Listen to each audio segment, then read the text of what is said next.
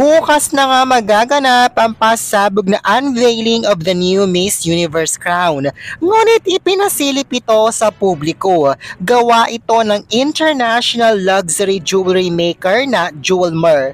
Jewelmer is an international luxury brand that was born out of a commitment to the world's most lustrous cultured South Sea pearls and exquisite fine jewelry.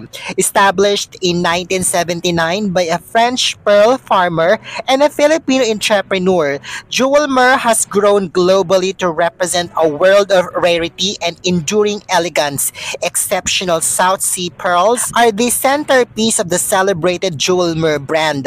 Makikita sa bagong Miss Universe crown na napapalibutan ito ng mga golden South Sea pearls at ng mga diamonds na talaga namang napakaganda. Gawa raw ito ng Pinoy.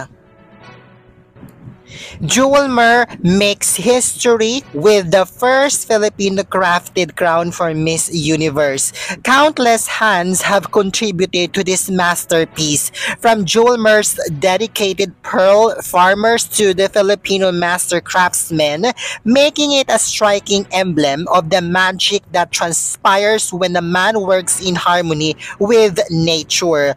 Makikita nga base sa photos na inilabas na sobrang ganda ng bagong Miss Universe crown na susuotin hopefully ni Chelsea Manalo kapag ito ang kinoronahan ngayong darating na coronation night sa Linggo.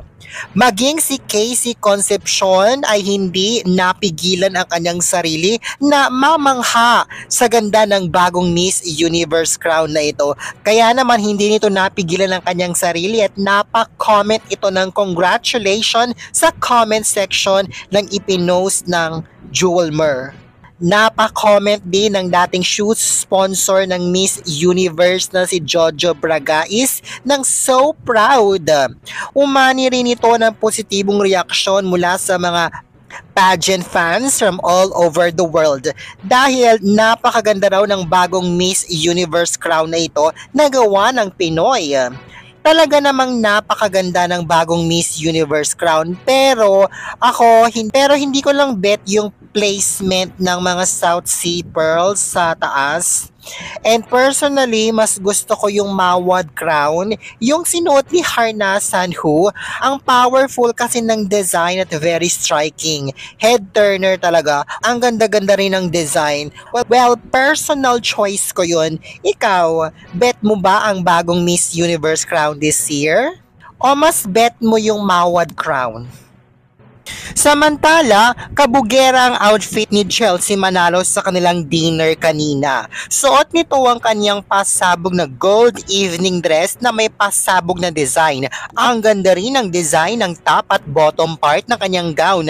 At sa kauna-unahang pagkakataon ay nagtabi-tabi ang mga malalakas na kandidata na sina Thailand, Dominican Republic kasama sina Victoria at Chelsea Manalo.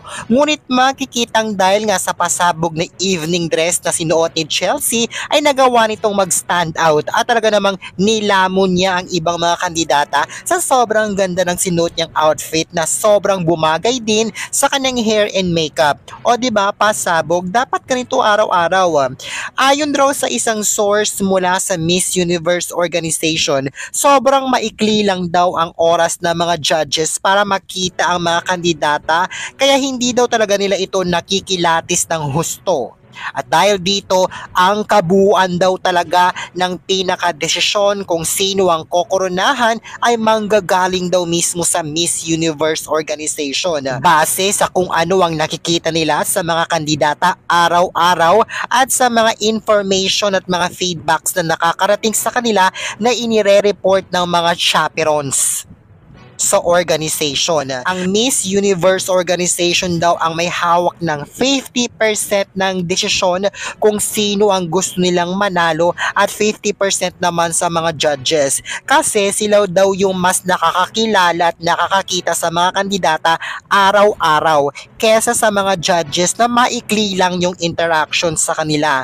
Kaya importante raw na from day 1 pa lang ay dapat mag-perform na raw ang mga kandidata at ipakita ipakita sa Miss Universe organization na deserving sila. Dahil yung mga chaperones daw na kasama nila everyday ay nagre-report daw sa Miss Universe organization. 4 days na lang at matatapos na nga ang competition. Pero sa tingin mo, from day 1 until now, nag-perform ba ng todo si Chelsea Manalo? At naging consistent ba siya? Ilang porsyento ang chance na mananalo siya base sa ipinakita niyang performance from day 1 until today?